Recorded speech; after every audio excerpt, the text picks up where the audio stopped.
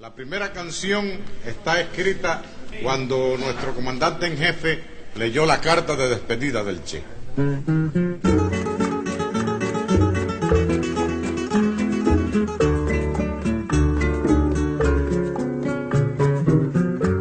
Aprendimos a quererte desde la histórica altura donde el sol de tu bravura le puso cerco a la muerte. Aquí se queda la clara, la entrañable transparencia de tu querida presencia, comandante Che Guevara.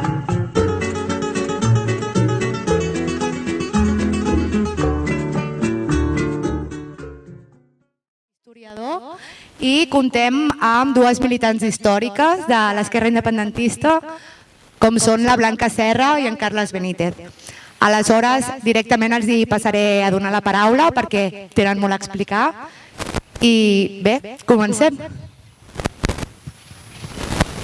Molt bé, bon dia a tots i totes. Gràcies per convidar-nos, per presentar aquest llibre, volum, bíblia per molts, pel volum, no per la transcendència, que és la història de l'esquerra independentista. Jo us explicaré una mica la cuina del llibre, com el vam gestar, i després ells parlaran del que creguin oportú. I faré una intervenció ràpida perquè m'agrada més sobretot que la gent pregunti, participi, interactuar i tal. Primer, la cosa que volia destacar és que no és una obra definitiva. És una primera aportació que vol fer una panoràmica global del que és l'esquerra independentista, entesa com a tal avui en dia, d'acord? I per tant oberta a tot tipus de noves aportacions, evidentment. De fet, el que volem és esperonar nova recerca sobre el tema perquè vam veure que hi ha moltes mancances, hi ha molts buits que vam haver de cobrir de la millor manera possible, però encara hi ha molta feina a fer. Per tant, això és una primera aportació que pretén és esperonar possible recerca sobre el tema. La prioritat que va ser bastir un llibre des del punt de vista acadèmic, per tant, amb el màxim rigor possible, i per tant la prioritat va ser buscar autors i autores provenents d'aquest àmbit, d'acord? El problema va ser, un dels problemes que ha tingut el llibre és que no vam trobar autors o autores que haguessin cobert tots els capítols que volíem incloure. Per tant, aquí va ser un primer llast que vam haver de solucionar d'alguna manera. També us diré que la llista d'autors i autores que han refusat aparèixer al llibre és més gran que els 22 autors que apareixen al llibre. Per causes diverses, per feina, per compromisos, perquè no els venia de gust o pel que sigui. Però és la realitat. Per tant, és un llibre que s'havia començat a gestar el 2016 amb vistes a coincidir amb el 50 aniversari de la Fundació Oficial del Sant, que és el 69-2019, i que ha sortit el 2021 per aquests problemes que us hem explicat, perquè situa un part difícil. També és una obra que volia tenir un to crític i que no fos laudatòria. La idea no és fer un llibre militant, és un llibre que aporti reflexions i que aboni el debat. També és la primera aportació que volíem fer. La proposta inicial va ser a partir d'un índex cronològic i temàtic. Vam fer un fil cronològic, que és una mica l'estructura que ha guiat, com això veureu al llibre, i a part després hi ha capítols monogràfics que vam decidir incloure. El primer, per exemple, va ser la visió. La visió, evidentment, com és 50 anys del PSAT, no podia ser un altre que els Països Catalans, l'àmbit territorial.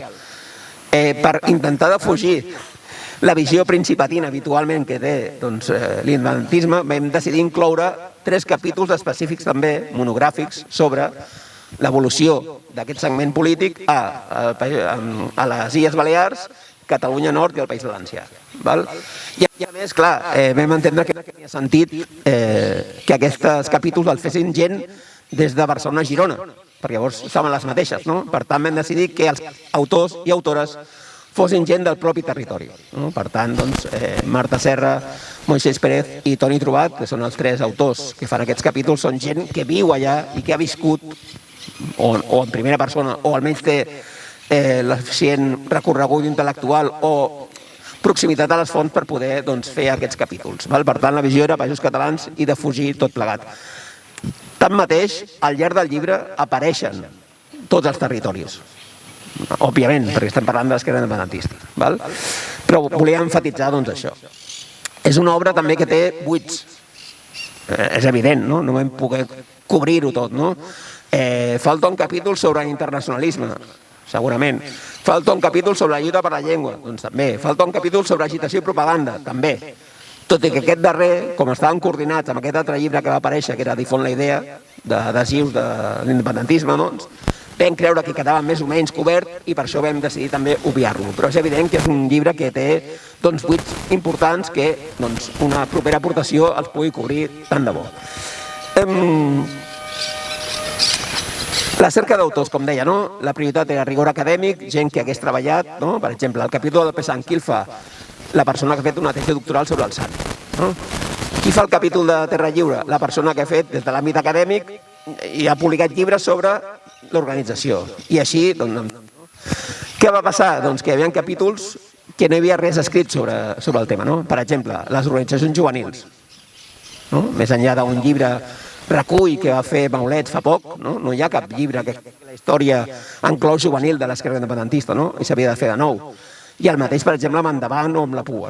Per tant, eren aportacions inèdites. No hi havia autors acadèmics. Què vam decidir? Doncs que, posats a fer, era absurd encarregar-los a un historiador o historiadora que no conegués el medi. Per tant, aquests capítols sí que els fan gent militant més propera perquè té el coneixement i la proximitat a arribar a les fonts per poder-los fer amb cert rigor. Tot i que la voluntat sempre inicial va ser explicitar que calia ser el màxim, si és possible, objectiu possible i neutre. No volem un llibre que sigui un pamflet. La voluntat era que fos un llibre crític. Hàndicaps que ens hem trobat, per exemple, a nivell de paritat de gènere d'autors i autores. Hi ha una mancança de dones que participin. Clar, però malauradament hi ha una mancança de dones acadèmiques que facin recerca sobre aquests temes. Per tant, tant de bo, a partir d'aquest llibre, hi hagi dones que decideixin fer la seva aportació en aquests àmbits. Nosaltres estaríem encantats i esperonats, però no sabeu el complicat que ha estat poder vestir el conjunt d'autors i autores.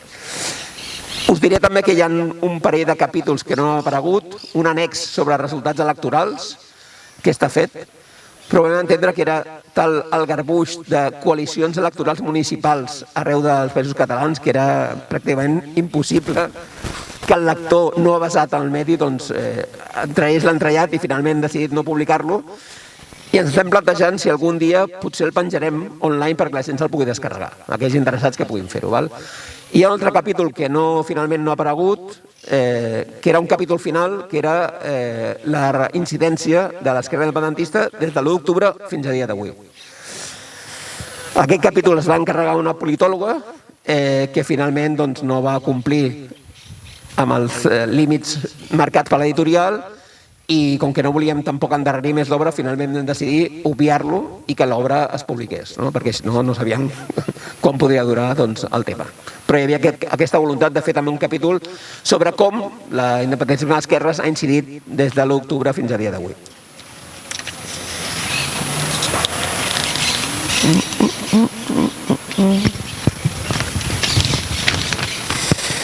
Una altra evidència, a nivell de fons, bibliografia. Hi ha poca bibliografia sobre el tema. Hi ha moltes aportacions personals, testimonis vitals de gent, militants que han viscut i han deixat la seva petjada. Hi ha algun llibre que recull parcialment, a nivell cronològic, estem parlant, la història de l'independentisme, però no hi havia una obra que fes aquesta panoràmica més global, podríem dir, no? I és cert, com parlàvem abans també amb els companys, que també hi ha mancances a nivell de història d'organitzacions, no? Ells em comentaven del PSAMP, òbviament, però també podíem parlar d'altres organitzacions, com per exemple la GIR, etc. Per tant, estem en un desert erm que fa falta que es vagin omplint aquestes llacunes històriques perquè és molt important mantenir aquesta memòria i saber d'on venim i sobretot per poder vestir cap on anem. Per sort hi ha 3 arxius que funcionen en aquest sentit recollint tot aquest material, l'arxiu de Vilafranca al Penedès, l'arxiu de Ponent i a l'Arxiu de Manresa, creat fa poc, de l'esquerra independentista, que intenten mantenir aquest llegat històric perquè qualsevol investigador o investigadora pugui anar a consultar i poder fer les seves recerques. Això és un tema complicat perquè, clar, la gent que militava 70, 80, clar, detencions, confiscació material o ells propis feien desaparèixer materials que podien ser compromesos, hi ha molta documentació d'aquesta època que ha desaparegut o no hi tenim accés. Ara, per sort, o no tant, les coses han canviat, lleugerament han millorat, podríem dir, però és necessari que hi hagi un llegat de documentació. Per exemple, l'autor que va fer el capítol d'organitzacions juvenils va haver de parlar amb molta gent que tenia a casa seva documentació d'actes d'assemblea, etc. Clar, això no hauria d'estar a un lloc centralitzat, ben documentat, ben regulat, etc., perquè tothom pogués accedir a consultar-ho. Per tant, us encomano sempre que si algú té material d'aquest tipus, el cedeixi a alguna institució o a algun arxiu perquè es pugui fer efectiva la seva consulta. L'altra cosa que ens hem trobat és que del conjunt d'autors i autores que apareixen al llibre, tots més o menys, amb major o menor relació, tenen alguna mena de vinculació amb l'independentisme. Llavors això ens va obrir una reflexió com és, des de l'àmbit acadèmic, l'independentisme no ha generat interès més enllà del Principat o els Països Catalans. No hi ha autors espanyols, francesos, irlandesos, corsos, alemanys que s'hagin interessat per això. Per què? És irrellevant? Té incidència? No la té? Per què no? Totes coses que crec que també estaria bé algun dia debatre sobre el tema. Coordinar aquesta obra no ha estat fàcil, per tot això que us he explicat, ha costat entre 3 i 4 anys de sacrificis i esforços. És un projecte complicat perquè som coneixedors de la complexitat que té l'anomenada esquerra independentista a nivell de famílies, de diverses tendències, de corrents. La nostra idea és que fos una història que tothom es sentés còmode i inclòs, no volíem excloure ningú, si més no hi ha aquesta voluntat de biaix en cap moment, per tant vam intentar fer una història plural on tothom es senti representat.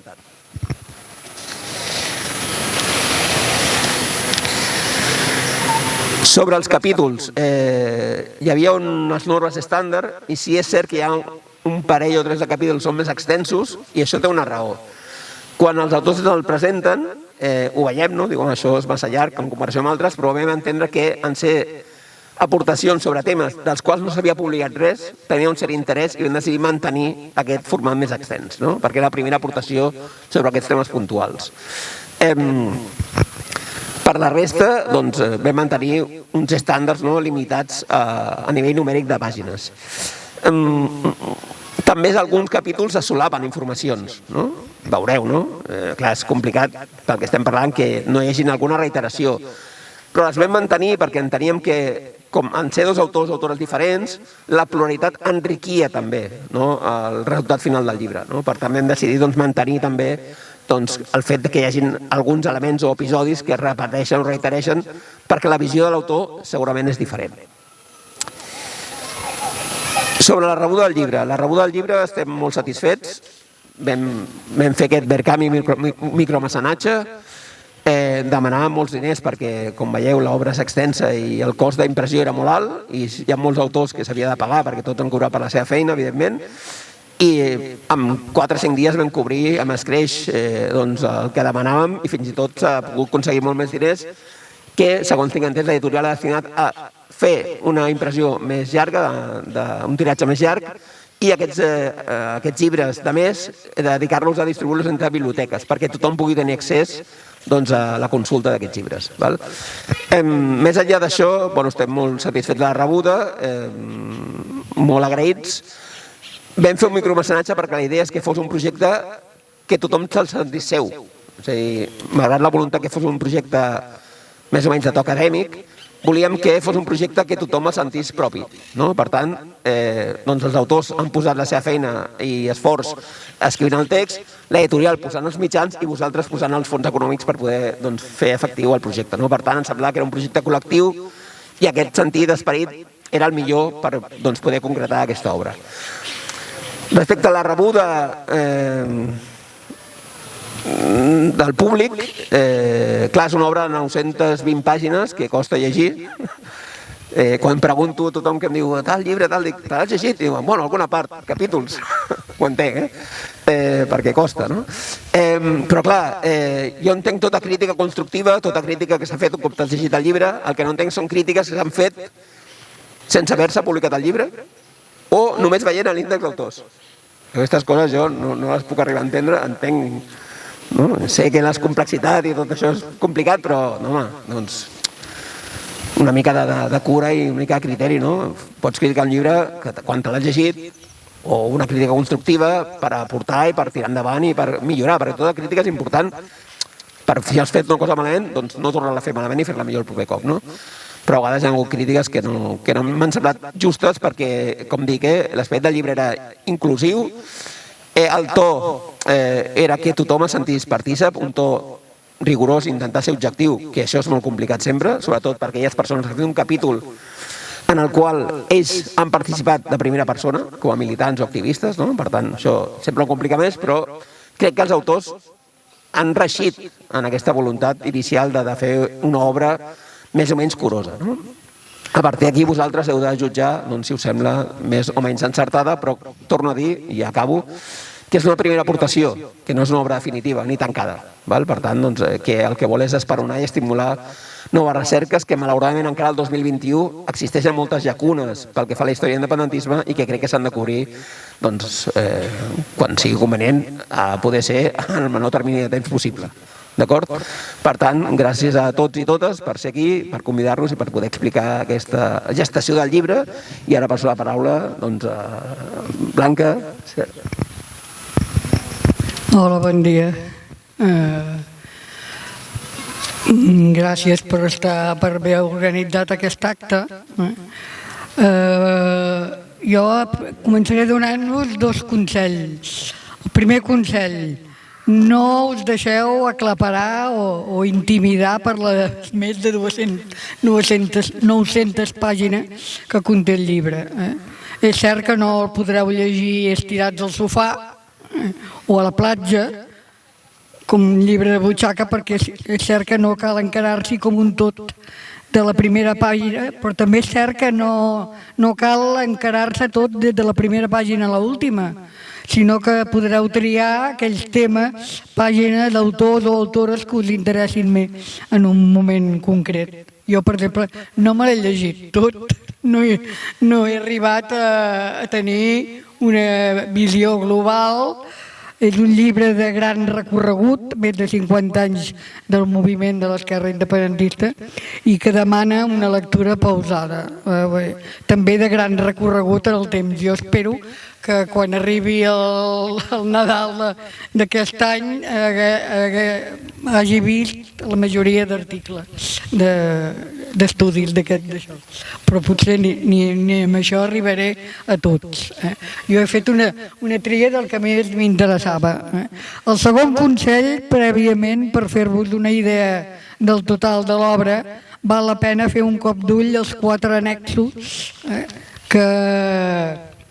finals, 3 dedicats a una cronologia d'accions de defensa armada del FAC, l'època i Terra Lliure, i el quart és un intent d'esquema de l'evolució organitzativa de l'esquerra independentista amb una consignació de coalicions, decisions, dissolucions i desaparicions del 1965 al 2021.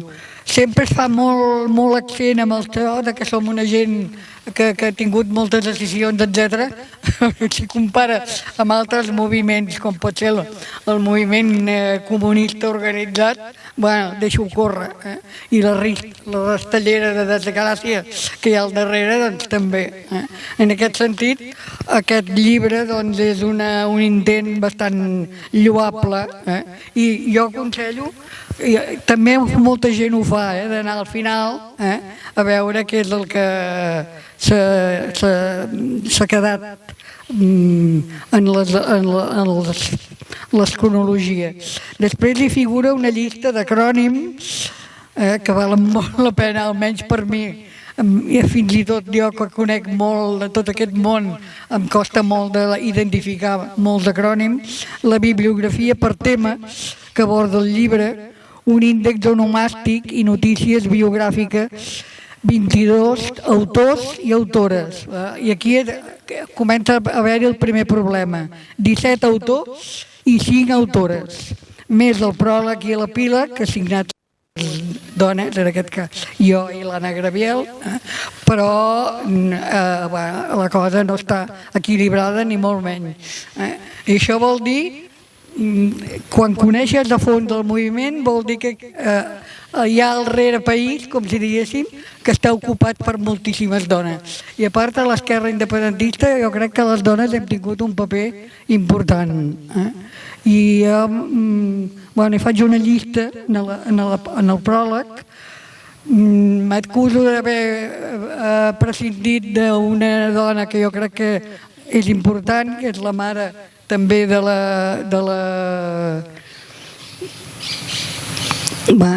Ara ja no se m'acudeix, però la Teresa Labèrnia, que és la mare de la...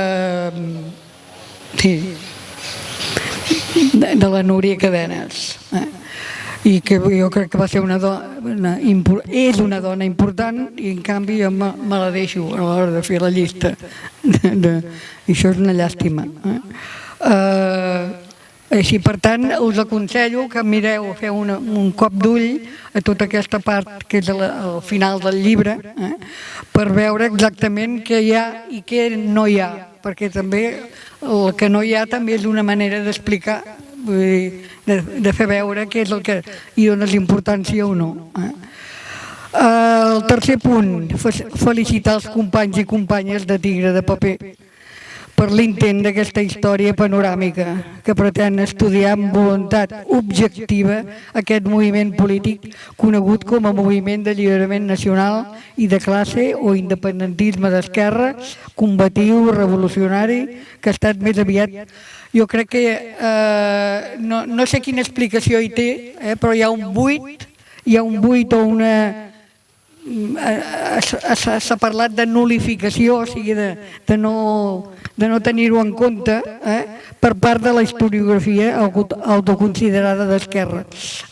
No se l'ha tingut com una força determinant, quan la història demostra que ho ha estat i que ho és. Ara comença a haver-hi diverses editorials i persones estudioses i militants, activistes, que estan omplint aquest buit, amb estudis, biografies, memòria i tota mena d'actius, de materials. El que es nota és que és un món poc estudiat, que no és un món que hagi estat acadèmic des del començament, i això es nota moltíssim. Hi ha molta gent a peu de carrer.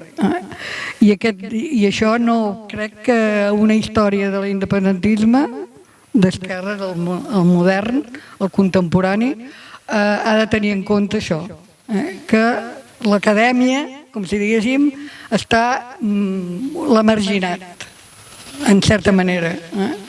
Aquest llibre és un exemple important i contribueix a omplir també el buit anterior al 1968. Un capítol introductori que és interessant perquè et posa a un nivell, diguem-ne, que no és el normal que trobes en una història de l'independentisme. I bé, el quart punt seria que, com a qualsevol obra col·lectiva, no es tracta d'un llibre amb 22 autors i autores homogenis. Hi ha capítols més de fets, factuals, i capítols més interpretatius i de reflexió. Hi ha capítols que són molt consistents i capítols, diguem-ne, més periodístics, per entendre'ns. En termes generals hi destaca la reconstrucció de fets, factual. Hi ha un gran, això és molt important, hi ha una gran reconstrucció a plecs de noms, dades i dates que són molt valuosos, perquè si no quedem perduts. Per exemple, tocant el Comitè Català contra la Constitució Espanyola, que jo crec que va ser un moment molt culminant. està ben enfocat. Els actes concrets del Comitè de Solidaritat amb els Patriotes Catalans, que és l'actor antirepressiu més important. La progressiva construcció de la CUP. Això es veu molt a través del llibre, encara que estigui distribuït en diferents aspectes. La lluita per bastir un sindicalisme nacional i de classe. Lluita amb èxit, lluita sense èxit, etc. El paper del front antirepressiu. I destaca el fet que la repressió no es concentrar únicament sota el franquisme, sinó que s'aguditzar sota el postfranquisme borbònic fins als nostres dies, en què és una de les lluites socials i polítiques més perseguides, reprimides i vigilades. I això potser explica també la manca de documentació. Hi ha entre el món independentista, el que jo conec més, la idea que arribarà un moment en què si acumules les informacions en un lloc, en un arxiu, en un d'això, acabarà o cremat enmig del carrer. Vull dir, hi ha tota una història de repressió que es té molt en compte. I aleshores és molt difícil que la gent accedeixi documentació, etc. Jo crec que, per exemple, la documentació sobre Terra Lliure no està acumulada enlloc en aquest moment. I no té una gent que l'estudi, perquè creu que això no s'ha acabat, que aquesta lluita no s'ha acabat, que això continua, que més val no donar dades. Tenen aquesta sensació, que no és únicament una sensació, és una realitat també, i això fa que l'historiador es retregui. Jo crec que hi ha arxius importants que estan en mans de privades, en mans de persones que creuen que més val que tenir-les sota el coixí o sota la catifa, que no deixar-les a disposició, perquè la història t'ha ensenyat també que arriba moments en què s'agafen tots els arxius particulars, generals, etc., i es cremen enmig de la plaça. I això ha passat i probablement pot tornar a passar. Aquesta és la idea que hi ha dintre del món més independentista, més d'això, que és un món molt subterrani. I en aquest moment hi ha una part que no la coneixem o que la intuïm només i que no la farem sorgir així com així. Això explica també en gran part aquesta mena de dicotomia entre gent que és molt que concedeix molta importància a la cosa historiogràfica, etc., però que no t'ho deixarà veure així com així, ni et posarà les mans així com així. I això s'ha de tenir en compte.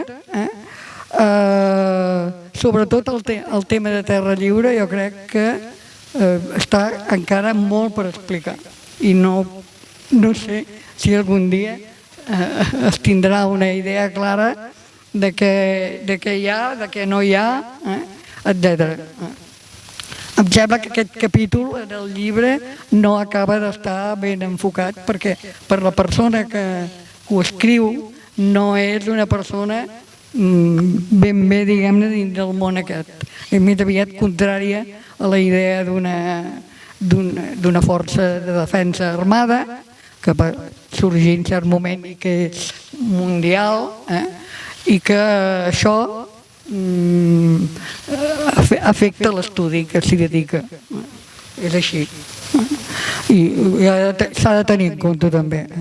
Aleshores, hi ha elements estratègics que no reben l'oportunitat d'un article dedicat. I aquí entrarien. Jo m'hi acuso també, perquè en el pròleg jo m'ho deixo això. Hi ha un menysteniment per la lluita cultural i per la llengua, etc. No s'ha tingut en compte la importància que tenia el front cultural o l'aportació independentista a la historiografia general i la catalana en particular. No hi ha un capítol dedicat a això, jo crec que hi hauria d'haver-hi. No es desenvolupa el paper referencial i conscienciador de la iconografia independentista, començant per l'estelada mateix. Aquesta estelada, aquesta es va organitzar a casa meva i es tenia en compte. I pel mapa, icona del país complet. I tot l'univers d'emblemes, adhesius, cartelística, lema, crits, etc. Un univers que fins i tot mereixeria capítol propi, com a tants altres aspectes socioculturals. Per exemple, els congressos de cultura catalana, en què l'independentisme ha incidit en l'imaginari del país, molt més enllà de la militància. I no se subratlla prou el procés de liquidació, per exemple, de tot el referent pancatalà.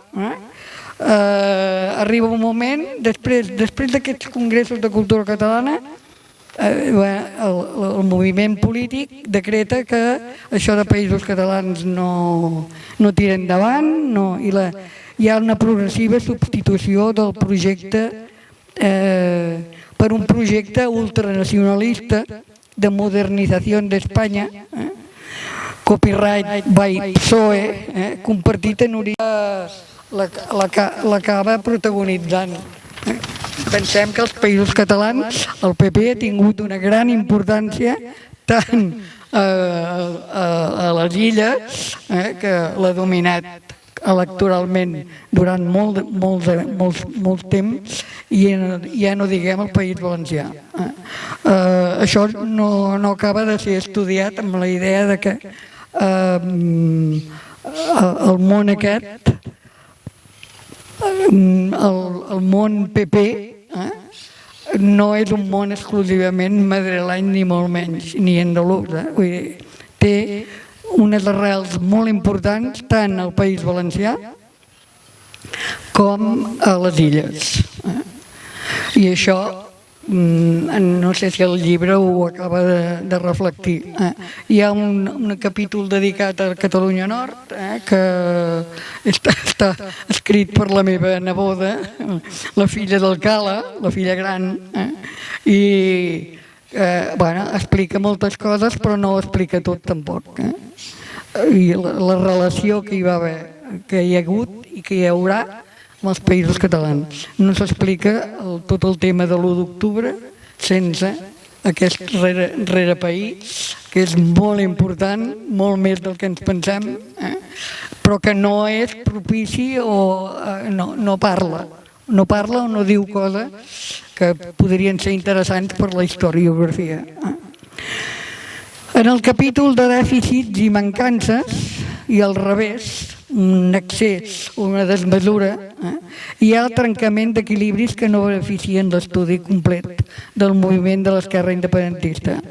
Els exemples que criden més l'atenció, hi ha una bona anàlisi de l'equilibri entre Catalunya Lliure i la derivació de l'MDT pesant, que té un capítol propi, que em sembla bé, però al costat hi ha 2 capítols sobre la plataforma d'unitat d'acció i sobre la seva continuació endavant o sant, que trenquen, jo crec, l'equilibri. Són desmesuradament extensos i amb una deriva interpretativa i ideològica que, des del meu punt de vista, frega el sectarisme i l'esquerranisme infantil més pur i dur, i dona lloc a menystenir continuïtats molt importants, en aquest cas com les del pesant provisional i les seves continuïtats, l'independentistes dels països catalans, l'MDT i PC, responsables, segons el meu parer i coneixement, d'arrossegar l'independentisme a la majoria d'edat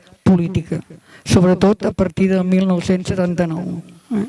Són organitzacions que tenen molta presència inevitable en el llibre, a mesura que els fets cronològics són abordats, però no tenen capítol propi, cosa que jo crec que és un dèficit important, que manca en el llibre o que el llibre hauria de tenir en compte amb una possibilitat de continuïtat. També seria recomanable una visió més global i no tan principatina. Això és inevitable també, ni tan mallorquina, perquè les illes són totes diferents, i quan es parla de les illes de les Balears s'enfoca molt a Mallorca, Mallorca. Quan Menorca té una història molt peculiar i a part, i ja no diguem, ara hi ha hagut una relació entre el Ximo Puig, el president de l'autonomia valenciana, i l'Armengol, la presidenta de l'autonomia balear, per entendre'ns, que no deixa de ser una rehabilitació d'una cosa molt antiga que va existir, que era la taifa, la reina de Taifa de Dènia, que agafava, encara ara hi ha vaixells que surten de Dènia i porten a Eivissa. Per què? Perquè era la Tània, la reunió d'aquella època, de fa més de 1000 anys, vull dir que no és una cosa contemporània. I les illes són totes diferents. I passa com amb les Canàries també, que són totes diferents i totes tenen la seva pròpia història.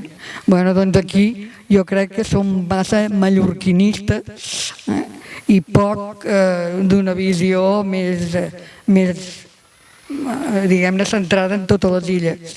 Això seria més... Vist en conjunt, ja subratllen alguns dels autors la gran ambició de l'obra.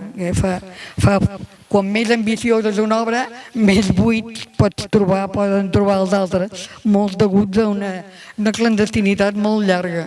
I que jo crec que continuen en la ment de molta gent que està vinculada a aquest món independentista, que és un món molt de guardar les coses, de tenir en compte, molt deguts a una clandestinitat molt llarga, a l'absència de documentació i pocs arxius i poques fonts treballades i serioses. Vosaltres deies que hi havia un buit diguem-ne acadèmic, per entendre'ns, d'estudiosos d'aquest món, i és cert.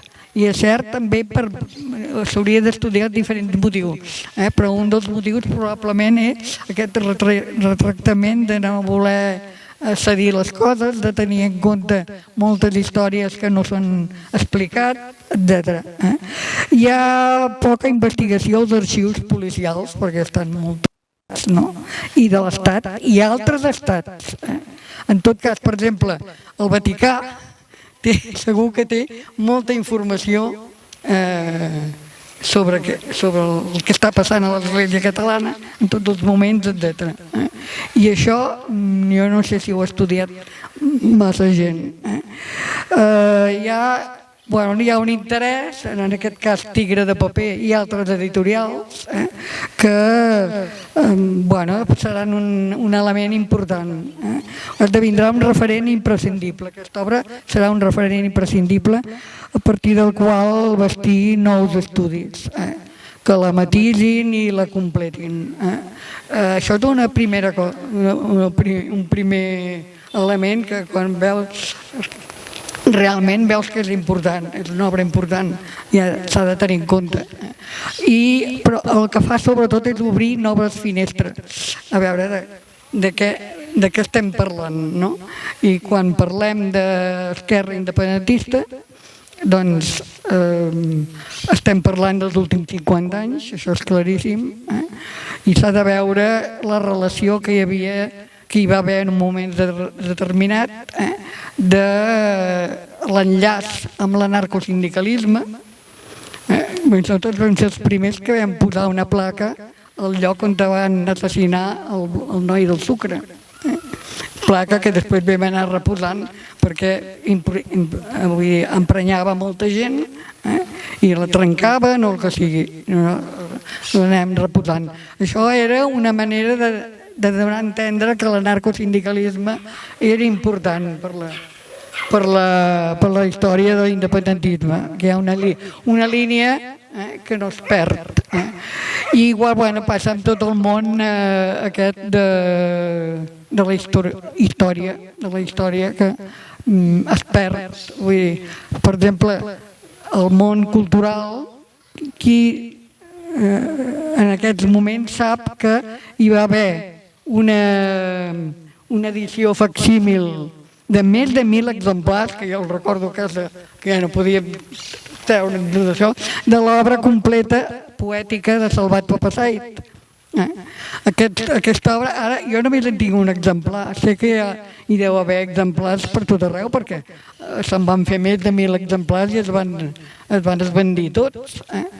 Però abans de fer una edició pirata, que és el que vam fer, doncs vam anar a consultar la naixent edició 62, etc., que estaven tan embrancats amb el marxisme i el marxisme de lo més marxista, diguem-ne, de lo més, en aquest cas, estalinista total, que no volien saber res d'un autor que feia tuf d'anarquisme i tuf de cosa que no era estrictament el marxisme conegut.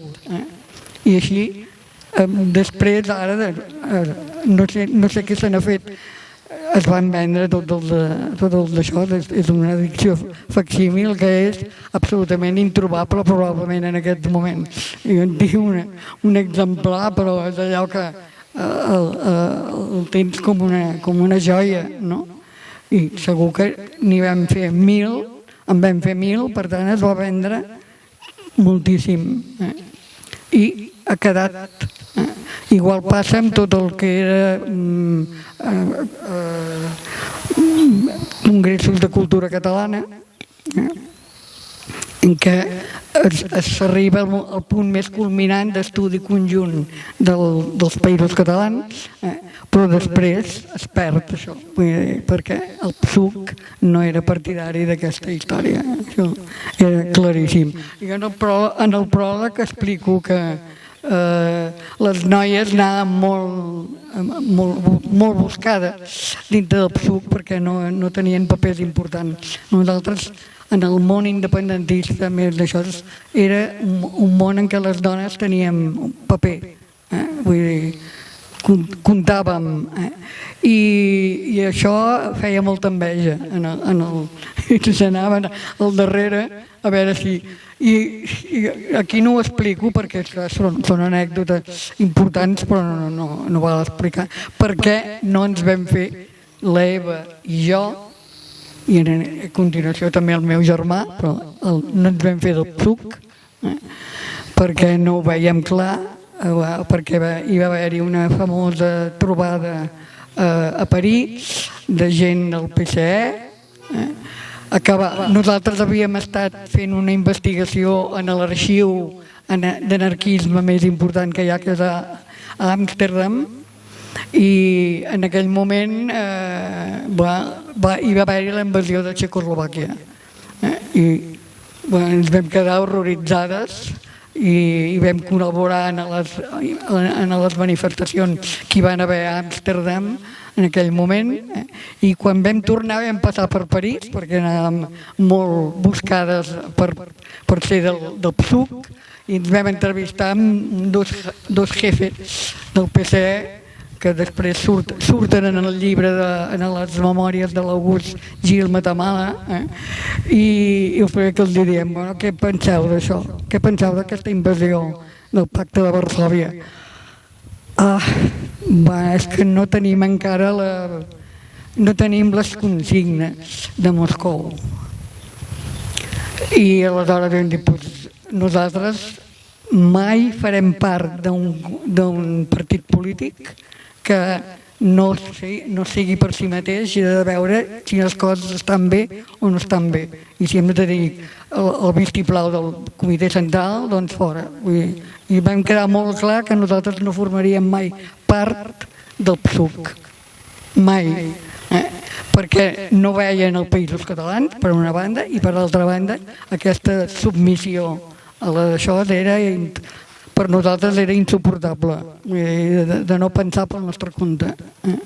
I així va quedar. Vull dir, a partir d'aquí ens vam anar a entendre amb el Front Nacional de Catalunya, que evidentment no tenia unes arrels ni socialistes ni evidentment marxistes, i això va provocar que a la llarga diguéssim tampoc això, necessitem un moviment d'alliberament nacional arrelat al país, de països catalans, però que no rebi consignes de l'exterior, que siguem nosaltres mateixos.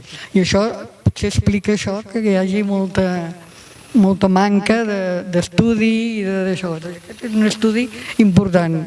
A partir d'ara, s'haurà de partir d'aquí i d'altres coses que ha fet l'editorial 1979, i altres, perquè en aquests moments la editorial també està més oberta, hi ha un moment d'obertura, d'estudi, que jo crec que donarà fruit, però que els més grans ja estem en el camí de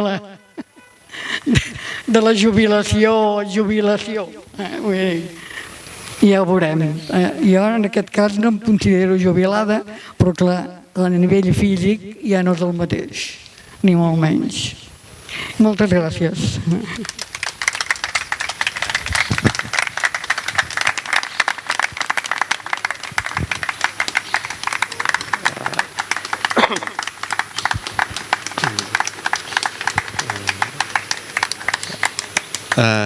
Bon dia i gràcies per haver-nos convidat i tornar una altra vegada aquí a les Corts i sobretot per fer aquest acte.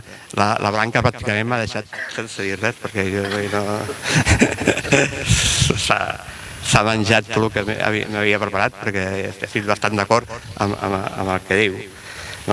Tot i així, el que sí que volia és puntualitzar algunes coses. Sí, tens? Vale. Volia puntualitzar algunes coses que han anat sortint i és sobretot la qüestió de que, d'acord que el capítol és... Primer de tot vull felicitar a l'editorial, que no m'oblidi, perquè és una manera de trencar el silenci, ja li he dit al Carles abans, d'agrupar tota aquesta gent i poder escriure aquesta història, que a partir d'aquí, com deia la Blanca, sortiran noves històries.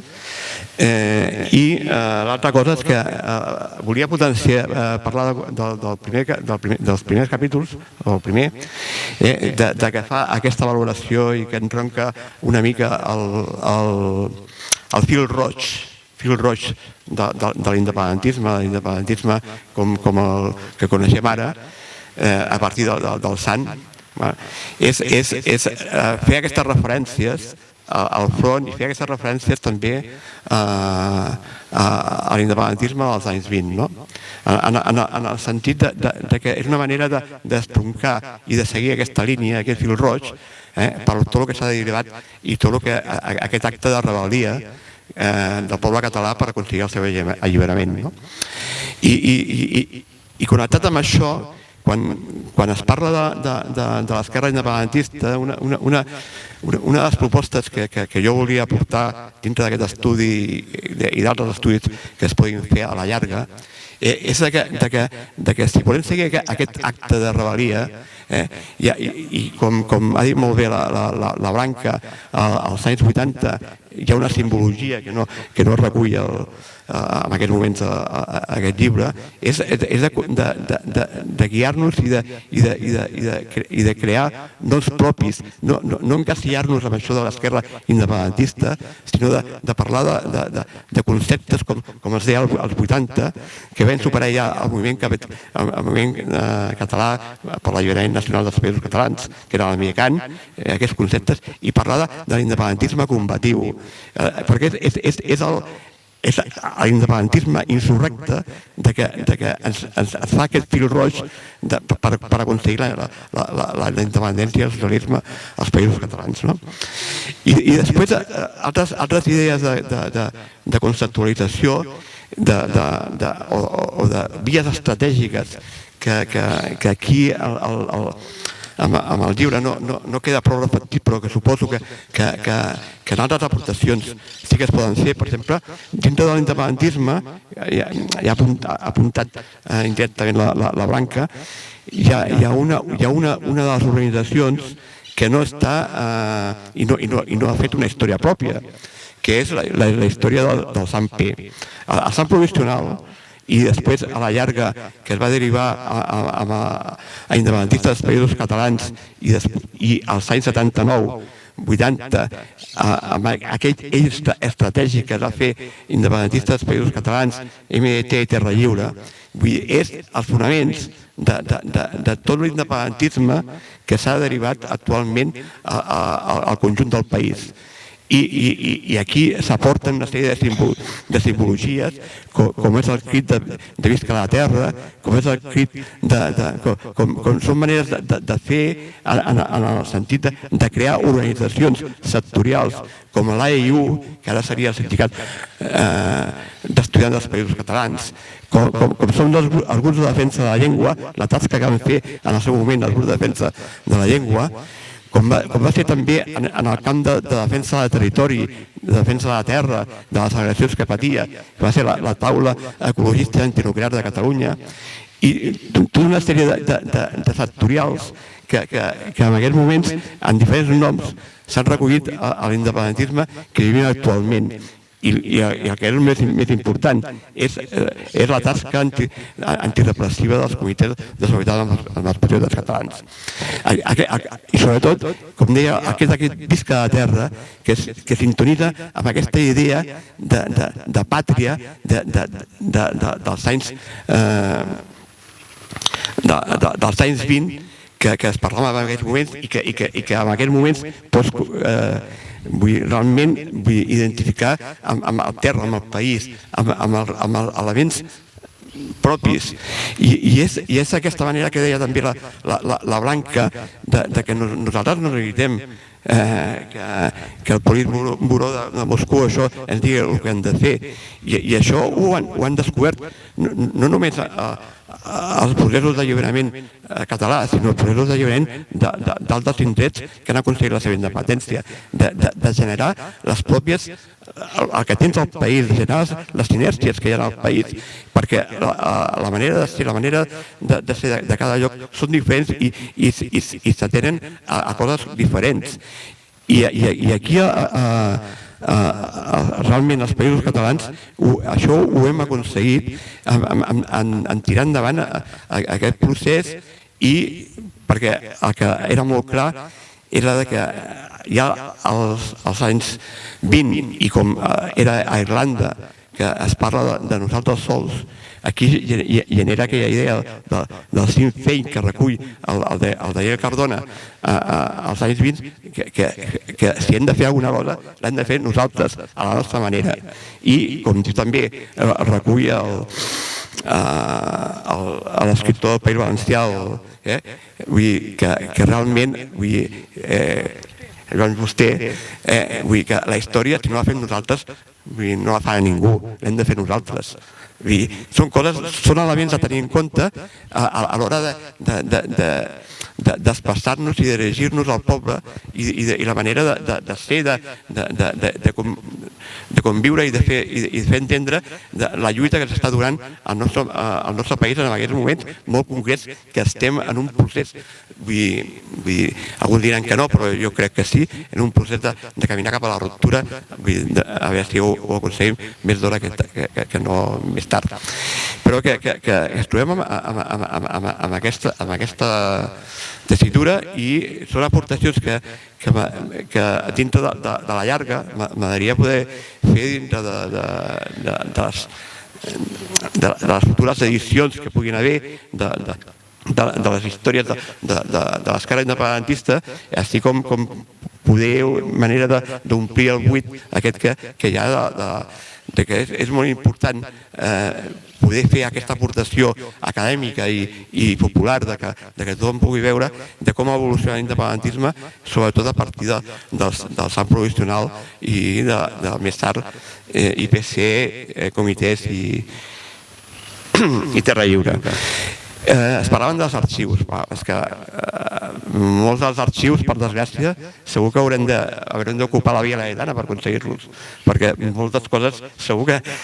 Jo recordo que de casa meva van a quantitat de documentació i de la Blanca i de la Eva i de molta gent independentista que ha passat per les presons. No sé si ho han cremat o no han cremat, però segur que si arribem a conquerir aquell espai segur que trobaríem coses que actualment servien per fer 50 llibres de la gent que ha passat per allà. El que sí també... sempre que no em deixo gaire cosa, perquè l'altre ja dic que això, el que sí que volia és d'agrair sobretot a Carles per la tasca de coordinar això i a mi perquè una de les coses que també m'ha agradat, vull dir que comentava abans, era l'entrevista que fa pocs dies li vam fer a l'Ara i que deia que l'independentisme, sobretot expressat en aquests moments a la CUP, si un dels principals reptes que té és combinar aquesta lluita del carrer i de la institució, perquè estem amb això. És que hem de saber combinar aquestes coses i a més és que no és una cosa nova i també l'explicava. I jo que soc originàriament de Sant Just Desvern i que durant tots els meus anys he viscut i les històries del Daniel Cardona, que per cert, quan parlo d'arxius, algun familiar diu si tombeu alguna paret d'aquestes alguna cosa sortirà. El que volia dir és que ell s'ha de reivindicar, és el primer alcalde republicà dels Països Catalans. Ell al 32 va ser elegit popularment d'alcalde i com a alcalde el seu programa electoral que es pot veure sobretot amb els llibres que s'han fet sobre el Daniel Cardona, el signaria actualment la CUP, és aquest, de ser realment, de donar eines al poble perquè faci la seva vida.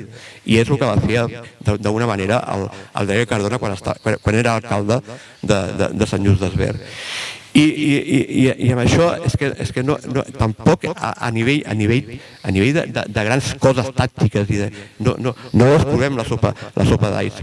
Són coses de carrer, són coses de veure que nosaltres estem en un procés de lluita que quan haguem culminat aquesta lluita ja hi haurà un altre estadi en què haurem de reconstruir el país, perquè el país s'haurà de reconstruir d'una manera o altra, perquè el litoral, si anem al litoral ens haurem d'enderrocar quantitat d'edificis, si volem tenir un altre país, haurem de fer quantitat de coses, perquè quan més tardem en aconseguir la independència, més tardarem en reconstruir el país, perquè el país cada vegada està més malmès i si es volen construir la tercera via, la tercera via, el tercer terminal de l'aeroport, ja no diguem. És que no només haurem de reconstruir el país, és que el planeta en si ja s'haurà de reconstruir el planeta. I amb això vull acabar, perquè jo penso que ja entre les tres persones ja hem donat prou elements, si voleu dir alguna cosa.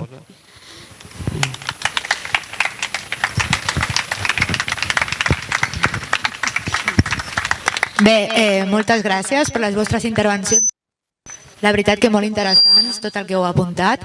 És cert que hi ha buits en aquest llibre, però jo incideixo en la importància, l'enorme obra que s'ha creat, que forma part de la nostra memòria històrica, que hem d'anar recuperant entre totes. Aquí han sortit elements de la manca d'informació en molts casos, la dificultat en què ens hem trobat a l'hora d'arribar a certs documents o que no hi havia directament informació escrita. I bé, agrair a vosaltres per estar aquí, a Tigre de Paper, i sobretot donar-li la importància que té com a eina de coneixement per totes nosaltres dins del moviment de l'esquerra independentista i de l'esquerra combativa, com deien els companys i la companya. Bé, ara obro el micròfon al públic. Si alguna vol fer alguna pregunta o alguna intervenció. De les dues banderes, la vermella i la blava, doncs ara aquí has comentat de quan es va crear, per dir-ho així, la vermella. A quin any va ser això, per donar arguments? L'estelada vermella. Llarga discussió, perquè evidentment la bandera, diguem-ne, independentista històrica és la que després s'ha utilitzat més en aquests moments, ara està més de moda. Això jo diria que va ser l'any 1900, no sé si els 70, està lligat al tema del pesant provisional. I la idea era, el pesant provisional tenia un pes important a la gent de Catalunya Nord, deia que el blanc, el fons blanc, era utilitzat pels monàrquics a l'estat francès i que no aconsellaven en absolut, i que volien l'estel roig perquè era el que representava la lluita obrera i la lluita en aquells moments més interessant. Hi va haver-hi molta discussió, però va triomfar la idea aquesta. No hi havia possibilitat, recordo la meva mare cosint l'estel roig, perquè no hi havia, des del punt de vista del que feien d'això, no hi havia la possibilitat de posar l'estel roig. I després també el tema, hi havia en aquell moment al País Valencià tota la qüestió del sense blau, sense blau, sense blau. I per tant, posar el blau ens allunyava d'un tema de països catalans que consideràvem important. Total que es va arribar a la conclusió de que el que representava millor la nostra idea en aquell moment era països catalans i per tant suprimir els colors que no representessin ja d'entrada al fons de la bandera i utilitzar l'estel roig com a símbol de la lluita dels treballadors i treballadores. I així va quedar. I de fet al País Valencià encara es nota molt que s'utilitza no s'utilitza la bandera que va acabat lligada històricament més a Esquerra Republicana i etc. Vull dir que hi ha aquesta idea de que necessitàvem unificar uns colors que ja tenien, ens venien donats un simbolisme que no és el que volíem nosaltres remarcar. Jo diria que és de l'any... Ja era mort el Franco, per entendre'ns, però es veia a venir que hi hauria una entesa entre els exfranquistes i els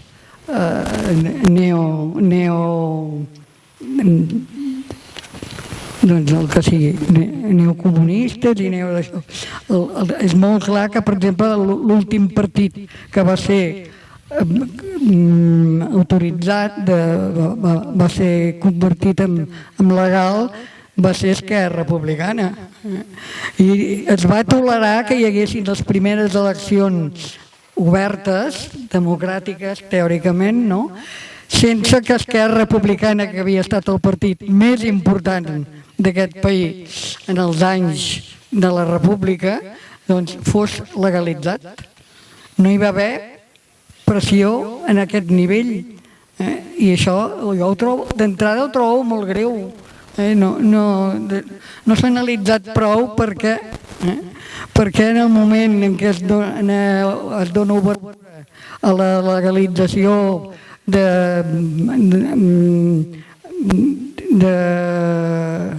d'eleccions, doncs hi ha un partit, el partit que havia estat més important a Catalunya, Principat, que no estava legalitzat i que es va haver de més o menys camuflar darrere d'això. Això jo ho considero ja d'entrada una cosa intolerable, que diu molt ja de com serà aquesta futura entrada, diguem-ne, a la legalitat. Forma part dels pactes de la Moncloa, i això. I suposo que ara Esquerra Republicana treu una mica el pit de tota aquesta història anterior. Però no sé si és la mateixa Esquerra Republicana que es va conèixer als anys 30. Ja veurem. Això també forma part del futur més immediat. Sí, no, només afegir una cosa. Hi ha el llibre Història de la bandera independentista, publicada pel LLAM i reeditada per Dalmau Editors fa poc. I a recer d'això van haver altres variants. Per exemple, el moviment d'unificació marxista tenia el triangle blanc, estel vermell, i Socors català era triangle blau, estel roig. I al País Valencià, darrerament, ha aparegut una variant del valencianisme, podríem dir autonòmic, que és una franja en blau amb un estel també. No, complementar amb això de la bandera, el Sant sí que va mantenir el blanc fins a l'any 78. Sí.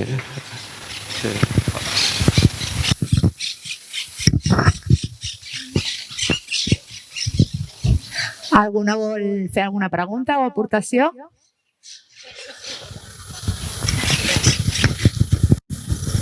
No, un suggeriment. Potser per acompanyar el llibre hi hauria d'haver una aportació de la història oral, no? Perquè la història oral ens aporta tant només havent-hi gent encara que hem d'aprofitar molt totes aquestes aportacions. No sé com dir-te.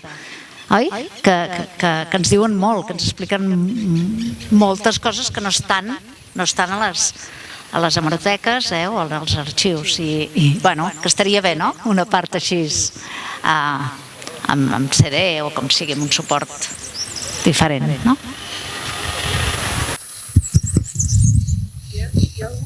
Sí, pensa que hi ha capítols, per exemple, del País Valencià i les Illes, que es basen bàsicament en entrevistes a dirigents o gent que va estar militant. Clar, ja hem dit, no?, i ho han expressat, hi ha mancances, però clar, és que si no ens surt aquí un llibre que riu-te tu d'unes dimensions que seria pràcticament impublicable. Per tant, vam haver de limitar també. Potser més endavant algú, jo segurament que no, segur, ja us avanço, pot coordinar un segon volum o una altra visió, una reedició, una actualització, no? Però aquí les mancances també limitaven el tema d'impressió.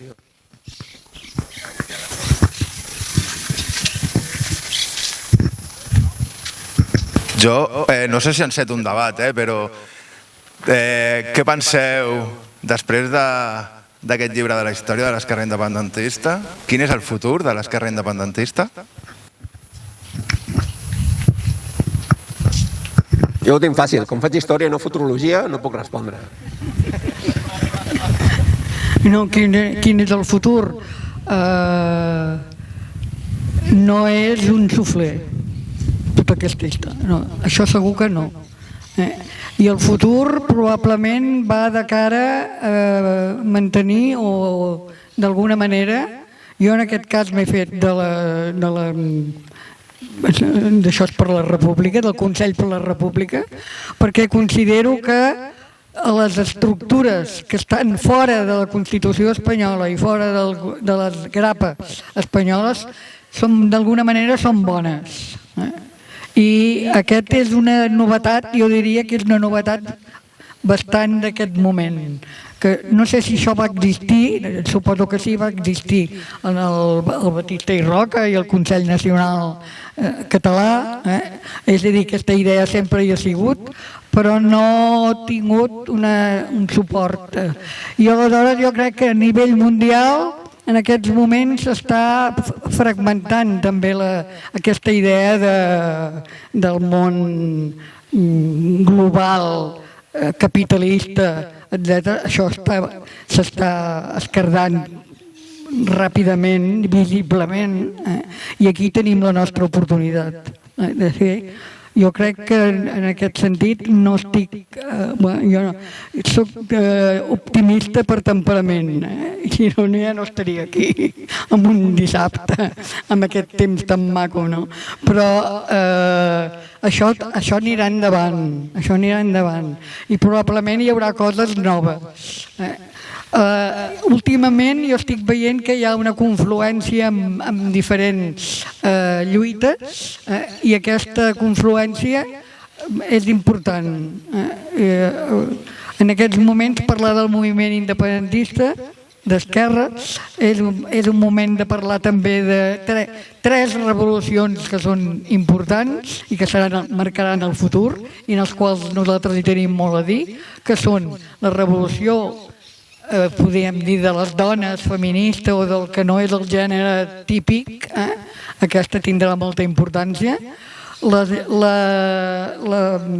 revolució de tipus realment democràtic, i democràtic vol dir tornar a les arrels del poble i a la gent, i per tant poc passarà o no passarà exclusivament per l'acadèmia, que és el que està en aquests moments, diguem-ne, aquest llibre, etc. Depèn d'això, dependrà de la gent, la revolució democràtica, la revolució feminista o de les dones o de tot el que no és el gènere conegut, i la revolució ecològica. Jo crec que són les tres revolucions que és possible que el moviment independentista català hi contribueixi al seu nivell i sigui important. I que això tirarà endavant, vulguin o no vulguin, a la Moncloa i a altres paràmetres. Jo crec que ho tinc clar. Ara, que ho veuré o no, això ja és una altra qüestió, no sé. Cal continuar, cal seguir, i jo estic d'acord amb el que acaba de dir la Blanca. És totalment aquests tres eixos són els que marcaran el futur i nosaltres hem d'estar al davant. El que està clar és que d'alguna manera o altra des davant de l'1 d'octubre a Europa nosaltres ja hem posat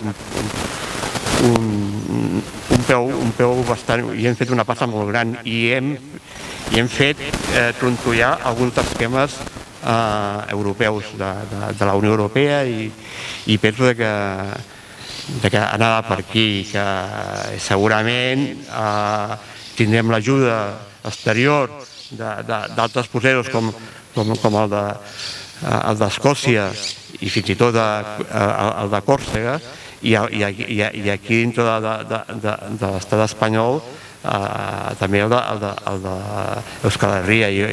Jo crec que Europa en aquests moments està bastant debilitada i que hem d'aprofitar el moment i hem de mantenir i hem d'estar a totes les mobilitzacions possibles i hem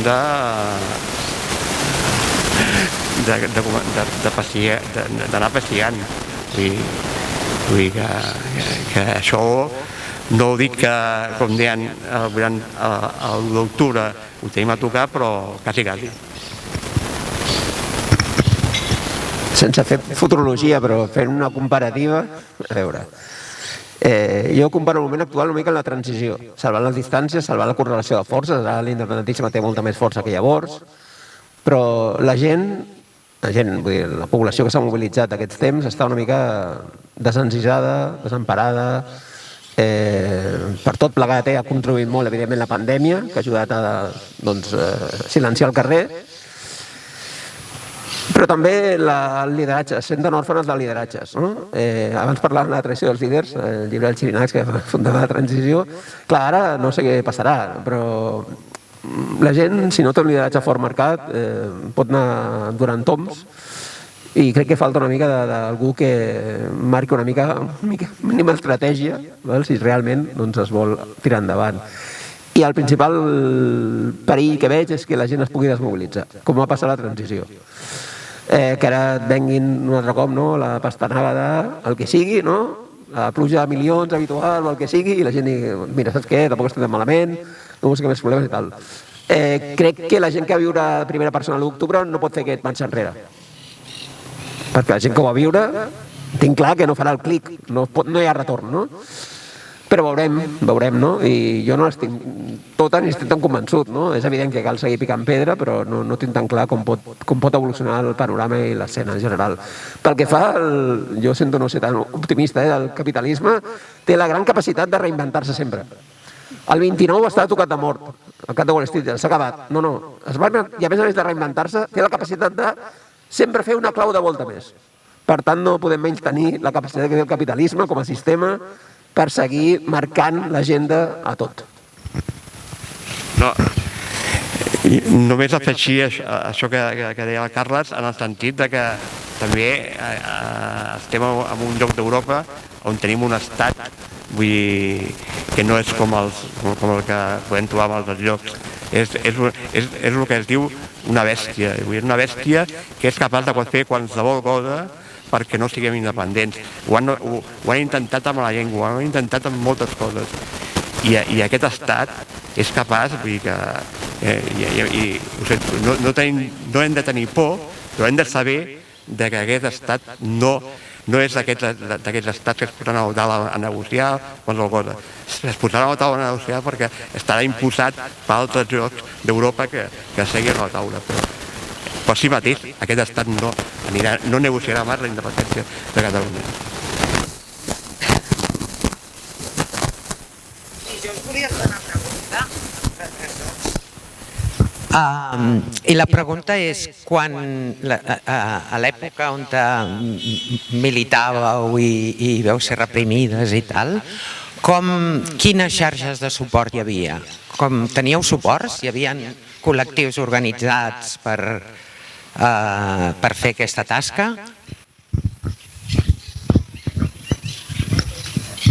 Sí, això és el que després va cristal·litzar amb els comitès de solidaritat amb els patriotes catalans. Hi havia 3 branques. La branca familiar era molt important, que les famílies s'empoderessin i donessin suport, que costava molt, però es va aconseguir organitzar bastant. I ara també, vull dir. Després hi havia els suports, diguem-ne, de tipus patriòtico-polític, vull dir, amics, coneguts, gent de la feina, que es donaven suport, claríssimament. I després el món dels advocats. Això va costar molt també d'organitzar perquè no hi havia advocats laboralistes, que és per on es va tirar en un primer moment, i que els advocats laboralistes donessin la idea de com fer un judici, com fer enfocar la repressió i el judici amb clau de judicis polítics. No era fàcil, no va ser fàcil, però en general sempre hi havia un sector d'amics i coneguts i gent de la feina, de les feines, que donava suport, amics i coneguts del món polític que també donava, les famílies són molt importants sempre, i això ara és més, quan hi ha hagut ara el judici en el d'això, no s'ha aconseguit de fer un judici polític, Ja es va veure clarament, les famílies han fet un pas endavant, la majoria, però no al punt de dir s'ha de fer un judici polític. El judici del procés, vol dir. El judici del procés, vol dir. Sí, el judici dels polítics. I el judici de la gent, diguem-ne, que no forma part d'un grup polític, etc., sempre no ha costat de tenir un suport de l'entorn. Però ara hi ha prevista, pel mes d'octubre, em sembla, pel mes d'octubre hi ha prevista una jornada, o un parell de jornades antirepressiva, per veure d'aconseguir de fer un sol grup o un sol element de suport antirepressiu. I això vol dir que el tema polític hi entrarà d'alguna manera o altra. I les famílies depèn molt del que vulguin o... És molt... Sí. Va costar molt, per exemple, en el cas del que se'n diu cas Batista i Roca, va costar molt que els propis empresonats o això admetessin que eren polítics, que no eren uns bandits que circulaven per això, que és el que volien que analitzéssim tot el moviment. Va costar molt i el punt central va ser el judici contra en l'afer Jiménez de los Santos, perquè si negaven que allò fos una cosa política, etc., eren acusats, la persona que tenien presa, eren acusades d'intent d'assassinat. I quan la idea no era fer un assassinat, sinó fer un advertiment era molt clar. Aleshores, perquè t'admetessin que no era un intent d'assassinat, la persona havia de dir: senyor, jo sí vaig disparar, vaig fer aquesta acció per això, per això i per això, i donar una versió política, que és el que al final es va aconseguir, però va costar molt, vull dir, admetre, sí senyor, sí, jo vaig disparar, però vaig disparar amb la intenció de... I el fet és que el resultat va ser que aquelles persones i amics seus van marxar de Catalunya, es van autoexiliar i evidentment el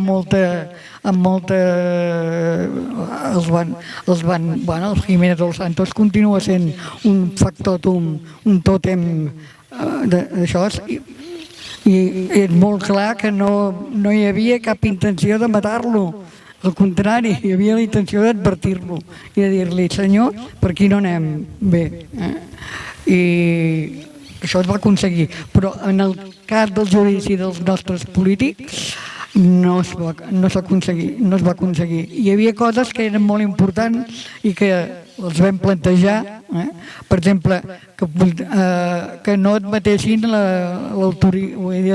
legalitat del tribunal, que utilitzessin el català fos com fos, per demostrar, perquè era un judici que se seguia mundialment, i no van... Ara dirien que perquè van utilitzar el tema de la llengua, etc., els hi van posar tants anys.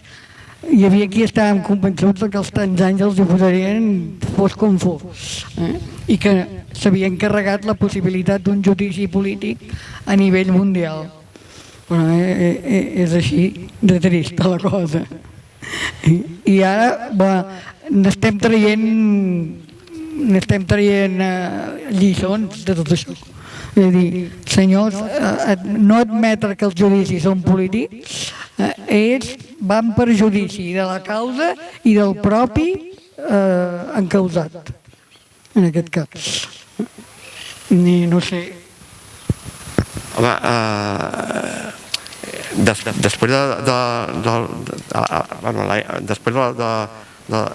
del judici sobre Los Santos, la cosa a nivell de comitès es va marcar molt i, per exemple, en el meu cas, quan hi va haver les detencions, jo vivia a Sant Just, a Sant Just hi va haver una mobilització important i estem parlant de l'any 82 en què l'independentisme tornava al carrer i que gràcies a la presència al carrer de Terra Lliure l'estelada una altra vegada la gent se la posava a les carpetes, es començava a parlar d'independència i en aquell moment va ser molt clar perquè hi havia uns comitès que havien fet aquesta funció i que per exemple era impensable que l'any 82 quan just el PSOE guanya les eleccions que un poble com Sant Just Desvern i en el seu moment quan van agafar uns companys que eren d'Esplugues fessin un dia de vaga general era impensable en aquells moments i això és perquè en aquells moments es va fer tot això, tota aquesta feina.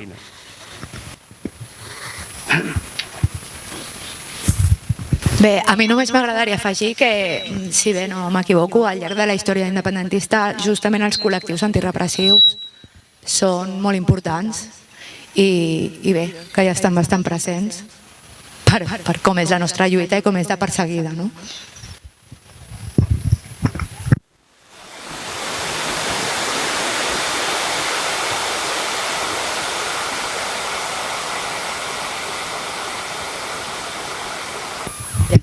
Gràcies. A veure, jo vinc en nom de la xarxa antirepressió de familiars de detingudes, una xarxa que no és de familiars única i exclusivament d'indepes, però que també en tenim, perquè el que està clar és que els nostres fills sovint doncs són, diríem, encausats per un fet però en podrien ser per un altre. És a dir, el meu fill va ser encausat per Can Vies, però hauria pogut ser encausat per un tema indepe, i com ell, molts altres.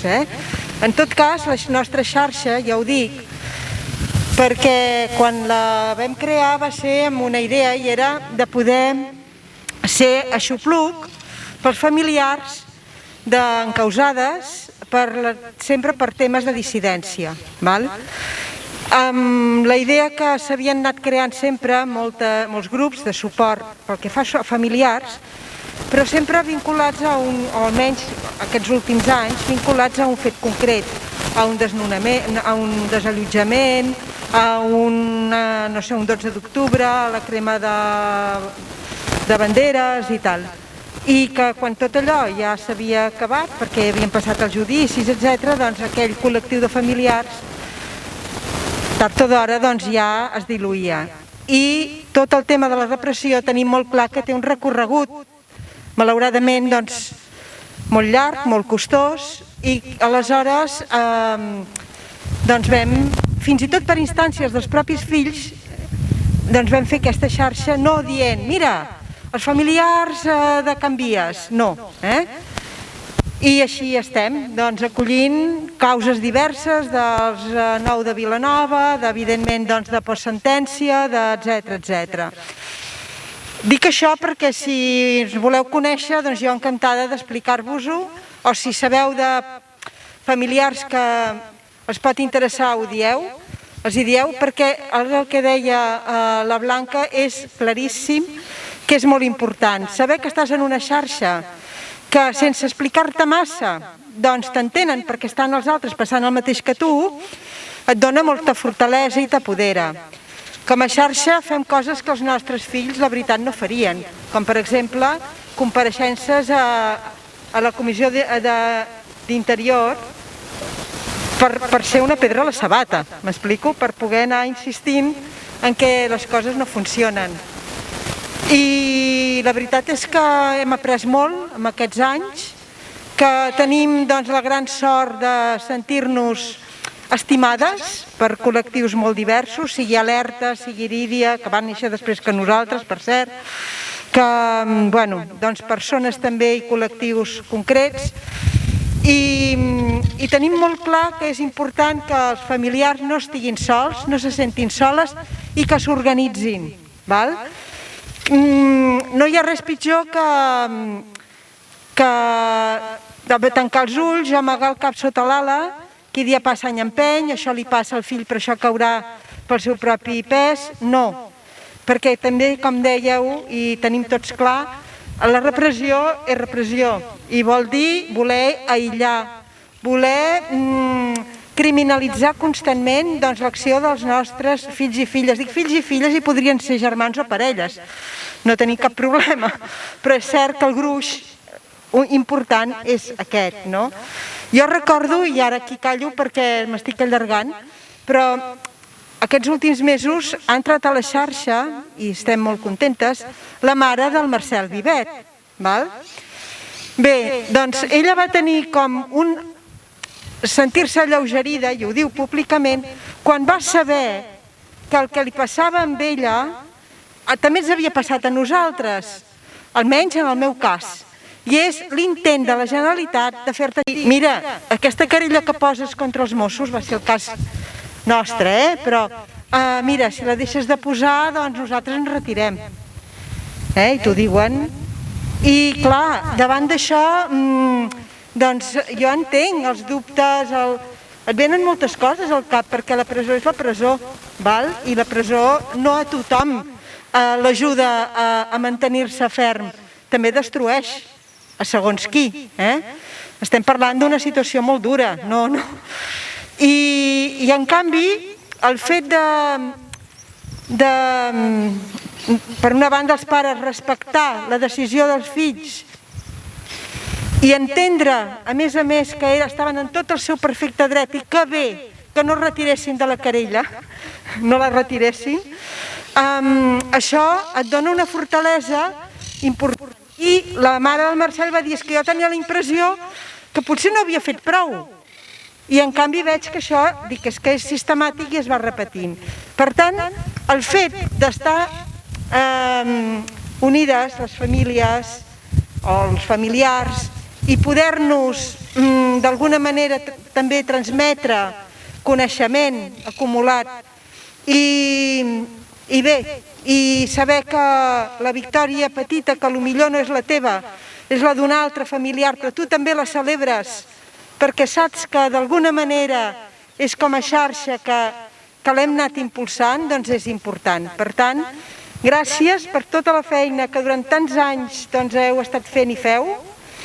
Crec que certament que hi ha ara una consciència més estesa de pertinença i d'identitat com a país, que no hi va ser durant temps, i de debò que es tracta de sumar veus, que diem nosaltres, cadascú des de l'espai que està, des de la situació que també pot sumar i aportar, però ser-hi.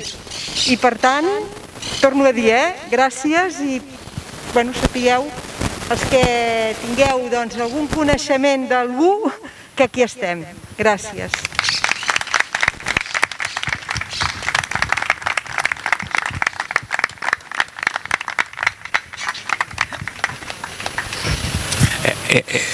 És molt important aquesta xarxa i diria més, quan molts de nosaltres que als anys 80 estàvem a la presó, gràcies sobretot a la tasca que va fer comitès, i ho remarco molt extensament perquè va fer una tasca formidable en aquells moments, d'ajudar les famílies, que les famílies s'organitzessin per anar a veure els seus fills a la presó.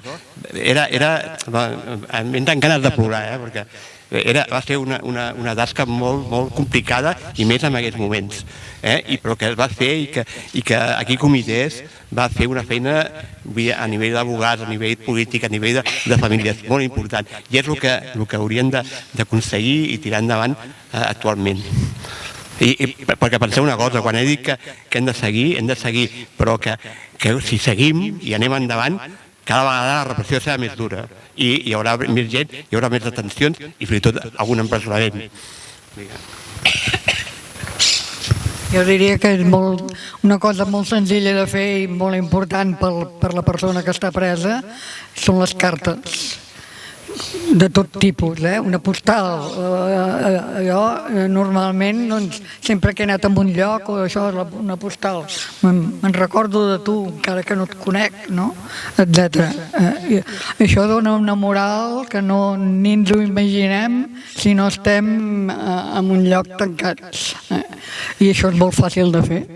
Vull dir, les xarxes aquestes d'enviar postals, enviar cartes, enviar records, dir me'n recordo de tu, penso en tu, etc.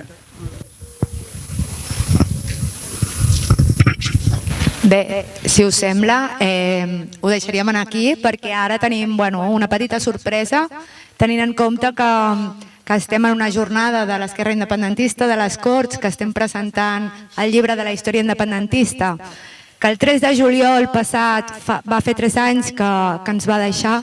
Volem retre-li un petit des de la CUP Les Corts a l'Eva Serra. Creiem que és una dona imprescindible. Quan parlem de les imprescindibles, ella n'és una, i volíem que formés part avui d'aquest acte. Aleshores, hi haurà algunes persones que li faran un petit parlament, paraules, però abans ens volem avançar perquè ens fa molta il·lusió a donar-li un regal personal a la Blanca i que també aquest regal que rebrà, que li hem fet amb molt de carinyo i que li agraïm a en Mario, company aquí de les Corts i de la lluita, que l'ha dissenyat juntament amb un parell de companyes d'aquí de la CUP, aquest mateix regal que rebrà a la Blanca i que el destaparà i així totes el podrem veure, formarà part de la campanya que avui emprenem a l'Ateneu de les Corts perquè la sala de reunions es digui Eva Serra i puguem emmarcar-ho i la tinguem ben presents a les nostres vides, perquè no hi ha millor homenatge que recordar la història de les companyes que ja no hi són i, sobretot, de traslladar tot aquest llarg i continuar la seva lluita. Visca la terra, com diria l'Eva.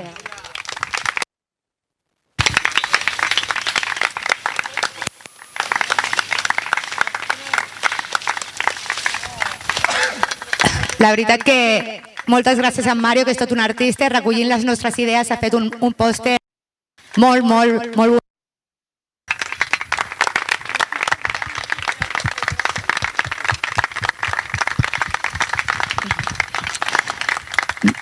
Bé, per fer-lo també una mica més personal, explicar que li vàrem preguntar a la Blanca que ens digués quines cançons eren significatives per l'Eva.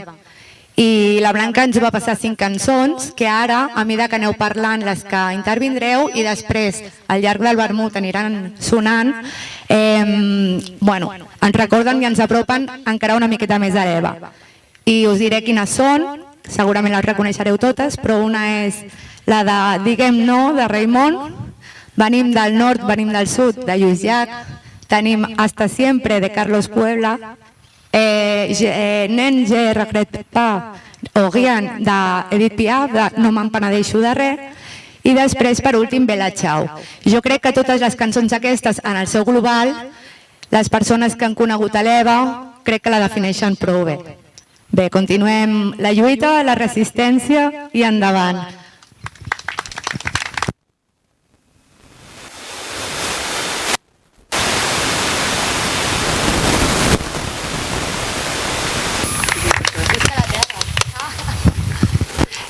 Tenim, si voleu anar venint cap aquí endavant, les persones que parlareu, tenim en Paco, no? En Paco, la Rosa, crec, també. Vols parlar? Bueno, la Blanca, que la deixarem igual, o pel principi o pel final. Beni, tu mateix, si vols dir alguna cosa. I l'Assumpta, m'han dit també, que dirà unes paraules.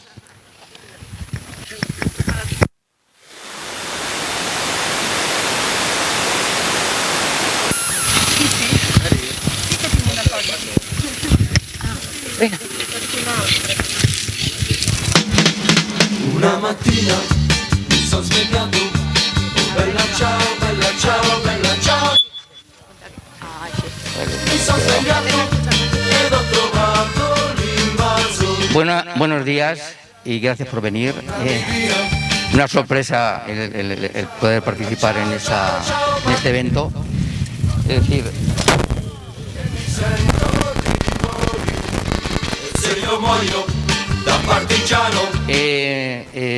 vamos a ver, nosotros conocimos a Eva sobre el año 2007-2008 en reuniones, en eventos del barrio, y siempre veíamos a las dos, tanto a Eva como a Blanca, participando en todas las conversaciones.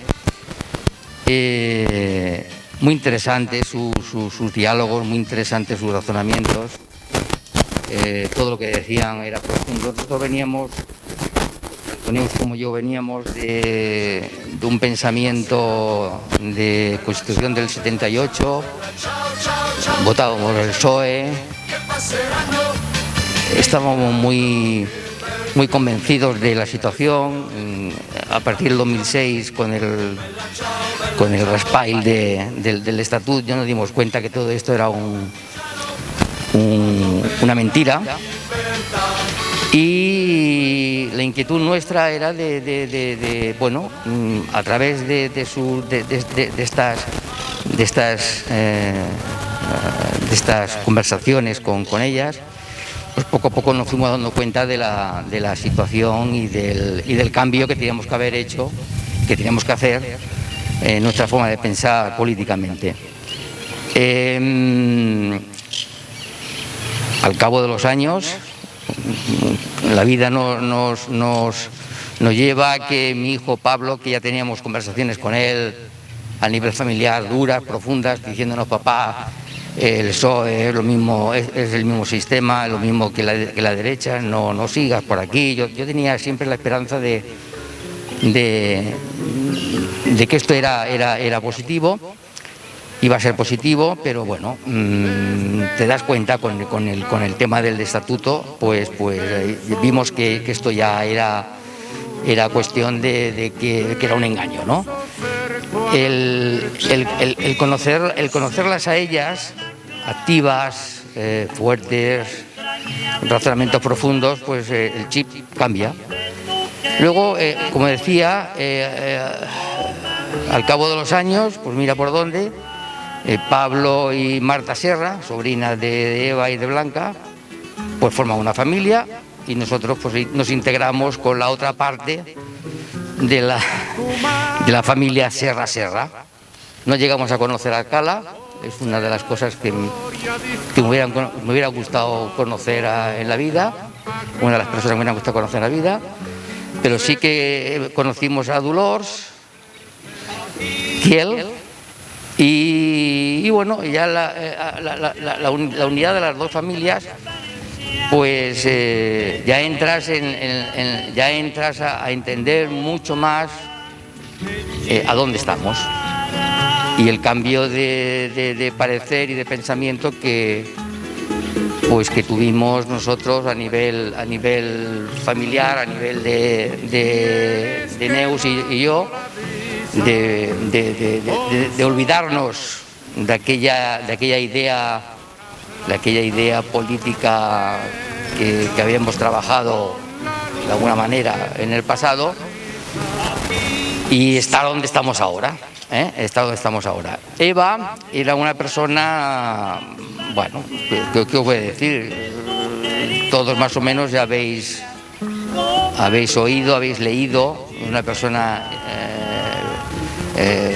pedagoga, apasionada por la historia, activista, alegre, familiar,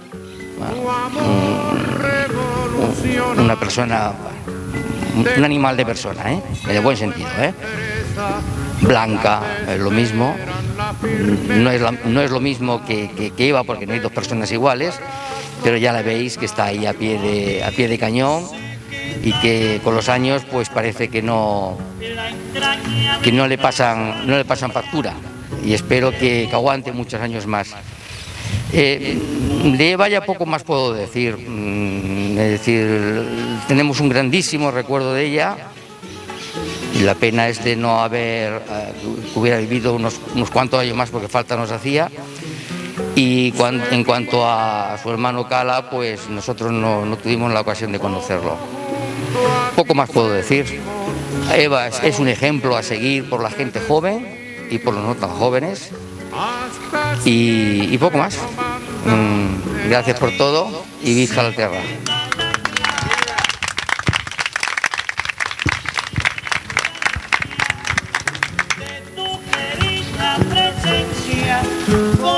Bé, no, crec que puc parlar en nom de l'ANS de les Corts. No hem consensuat un tipus de text, però només dir que si l'ANS de les Corts es manté és molt sobre aquestes dues figures, que són la Eva i la Blanca. Aleshores, vull dir, tot el que ens han aportat, vull dir, de fugir de dogmatismes, d'humanisme, academicisme, senzillesa, tot això, és que conèixer-les ha estat estimar-les, us ho dic sincerament. Vull dir, ha estat així de clar, no? Per tant, no sé què més es pot dir, perquè quan t'infonen un sentiment com aquest, de que, aquesta sensació de fermesa, de sempre estar molt obertes, de no tancar portes, d'obrir-les, d'estar pendents de tot també, doncs tot això, vull dir, és difícil de trobar aquesta quantitat de qualitats, diguem-ne, amb unes persones com elles. Per tant, vull dir, l'agraïment total per part de totes i a seguir, i ens heu donat moltíssim. Moltes gràcies per tot.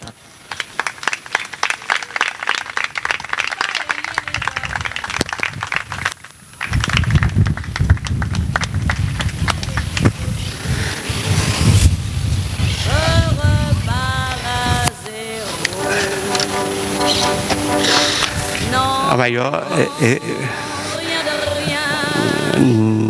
I una de les coses que agraeixo i sobretot és que m'han transmet això que s'acaba de dir la companya de l'ANC, transmet aquestes qualitats i aquest amor al país d'ajudar-me a analitzar les coses. Quan les vaig conèixer jo militava en una altra organització que era el SAC, i gràcies a elles a parlar i discutir i de veure les coses, de treballar amb algunes manifestacions i mobilitzacions que es feien en aquell moment, em van donar una visió molt més àmplia de la que jo tenia quan estava al SAT, no?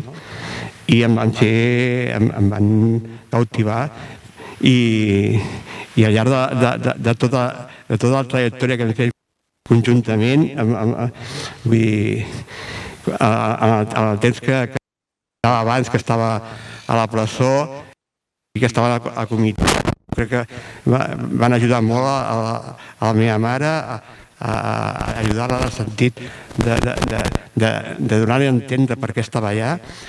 No sé, han estat un esforç juntament amb el Cala, vull dir que m'hi aprecio molt i que a mi sempre serà un referent i serà un referent en la lluita per la independència.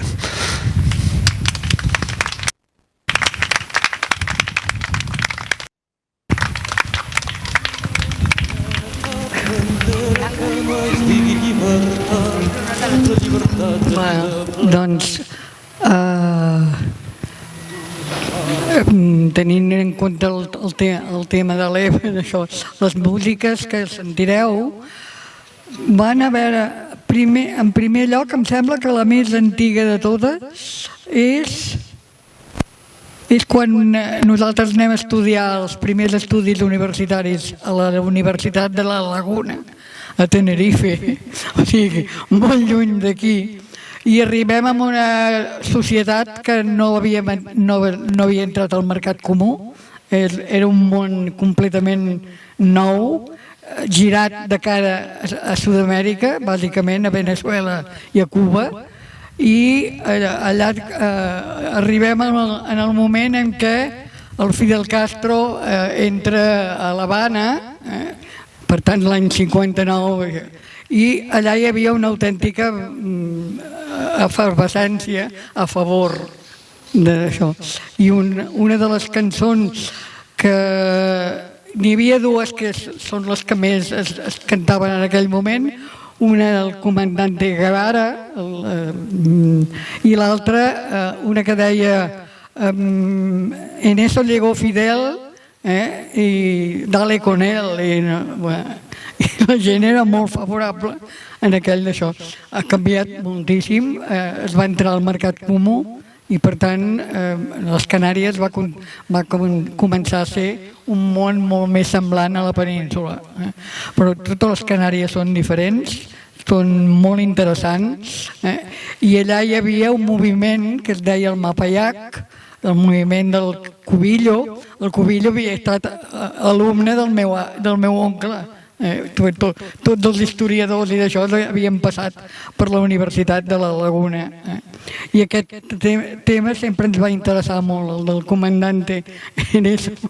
comandante Che Guevara, i la música és molt típica també d'allà. I aquesta potser és la primera, jo no sé si l'he posat l'última.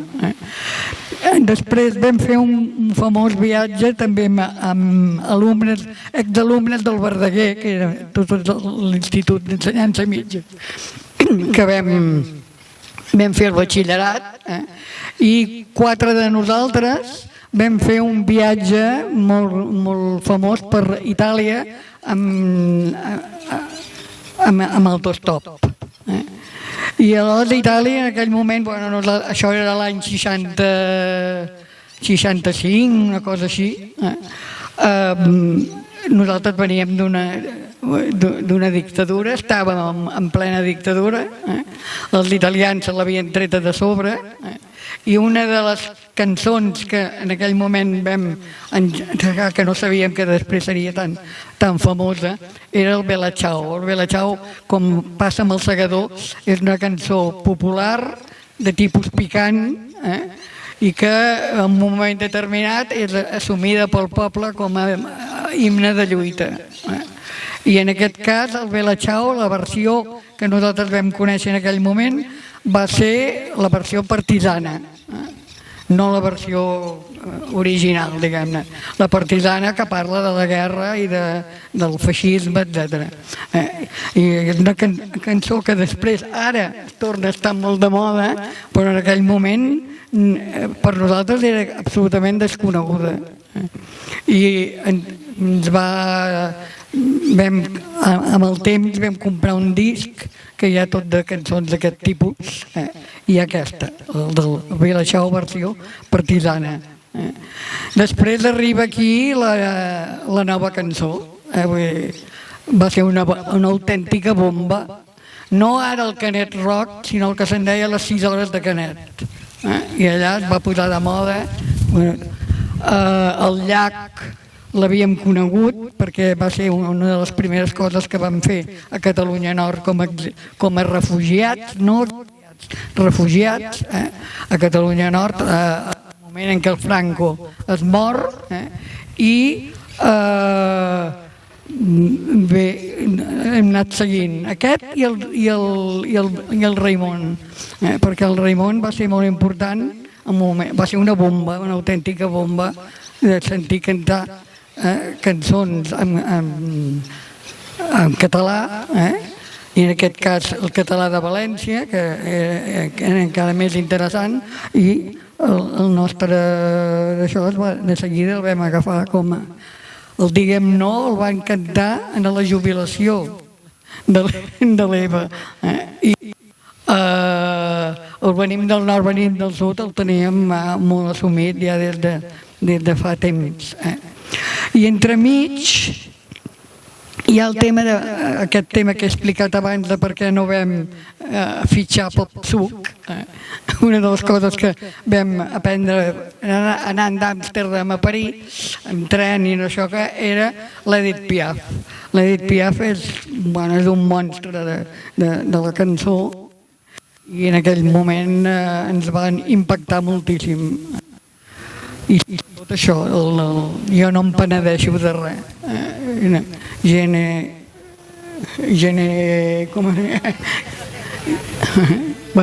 El vam tenir com uns himnes també importants. I llavors va de nivell. Hi ha dues cançons catalanes que són molt importants a la història d'aquest país, el Diguem No i el Venim del Nord, Venim del Sud, que explica els països catalans. I després, i perquè coneixíem personalment tant el Llach com el Raimon, i més o menys amb el Llach ens hem entès més, amb el Raimon menys, però bueno, he anat seguint la relació que teníem. I en aquest cas la idea era el comandant Guevara, vam començar amb ell, de fet. I ara Canàries ha canviat moltíssim, però nosaltres continuem tenint un lloc important de quan vam hi ha un parell o tres de carrers dedicats al meu oncle, coses d'aquest tipus, no? No era gens dolenta, el que passa que hi ha sobretot gent rebutjada de la península. Deien antes el moro que el godo, estaven totalment orientats, totes les emissores que se sentien eren d'Algèria i del Marroc, i tota la gent que tenia interessos sentimentals i polítics era en Sud-amèrica, en Llatinoamèrica. I continua sent així, el que passa que l'entrada al mercat comú va canviar totalment. L'entrada al mercat comú va representar per mi el final de la colonització de les Canàries per part dels homes blancs, diguem-ne. I a partir d'aleshores ha canviat molt. Però bueno, tots hi hem passat per allà, tots els germans, i ens estimem molt les illes en general. Molt bé, gràcies per aquesta...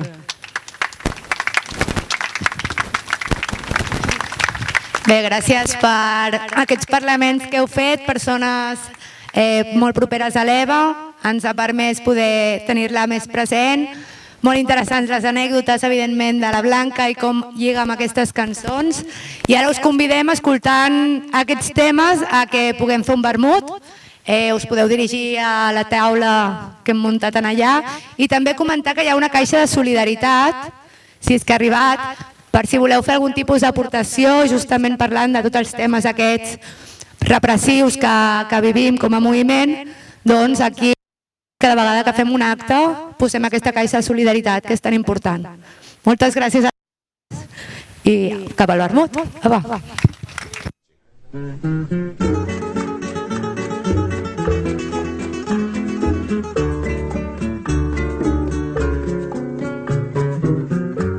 Aprendimos a quererte desde la histórica altura donde el sol de tu bravura le puso cerco a la muerte. Aquí se queda la clara, la entrañable transparencia de tu querida presencia, comandante Che Guevara.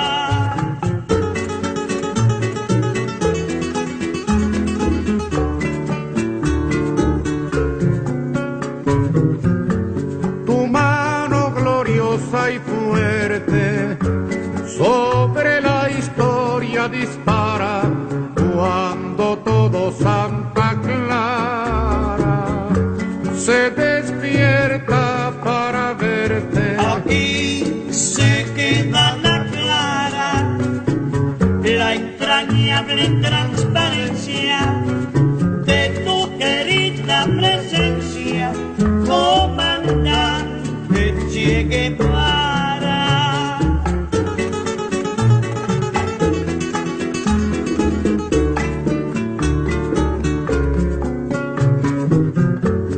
Vienes quemando la brisa con soles de primavera para plantar la bandera con la luz de tu sonrisa. Aquí se queda la clara, la entrañable transparencia de tu querida presencia, comandante Che Guevara.